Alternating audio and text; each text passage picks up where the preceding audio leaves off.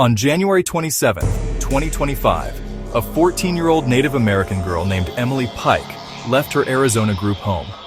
Surveillance cameras captured her final known steps, and then she was gone. Weeks later, her body was discovered off Highway 60, miles away from where she was last seen.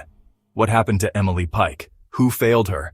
And why has her case stirred outrage across the nation? Emily wasn't just another name in a police report. She was 14 years old, still a child, with dreams of one day leaving behind the difficult circumstances she was born into. Emily lived in a group home for troubled youth in Arizona. Like many children in the system, she had endured hardship, instability, and the constant hope for something better. Her family describes her as shy, artistic, and sensitive, but she was also vulnerable, and tragically, that vulnerability may have been exploited in the final days of her life.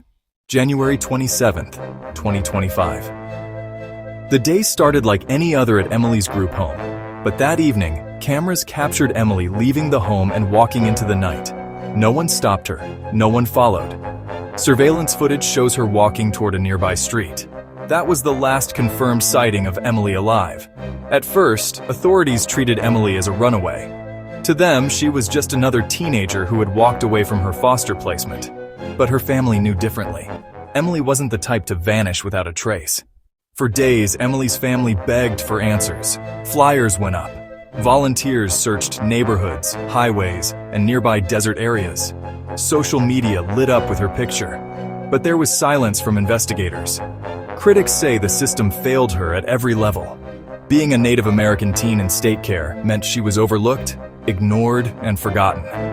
It wasn't until weeks later that the horrifying discovery was made. On February 15, 2025, hikers discovered human remains off Highway 60, a desolate stretch of road outside Phoenix. Dental records confirmed it was Emily Pike. The 14-year-old girl who vanished from her group home had been found, but she would never return home alive.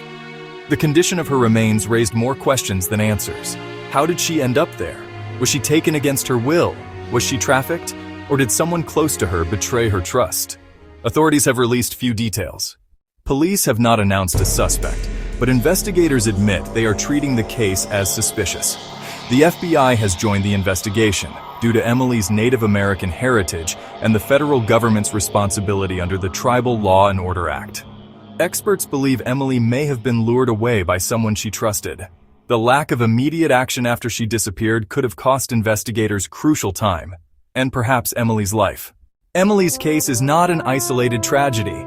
Across the United States, thousands of Native American women and girls have disappeared, many without media coverage, many without justice. The crisis has a name: Missing and Murdered Indigenous Women, MMIW. Activists say Emily Pike is another painful reminder of how the system fails Indigenous children. Her death has reignited calls for reform, accountability, and better protection for those most at risk. What really happened to Emily? There are several theories. Some believe she was abducted by human traffickers who target vulnerable teens near highways and group homes. Others suspect she may have known her killer, someone she trusted who betrayed her. And then, there's the possibility that systemic negligence and lack of urgency sealed her fate. Without clear answers, her family and the public are left with only speculation. Why didn't the group home immediately alert authorities when Emily left?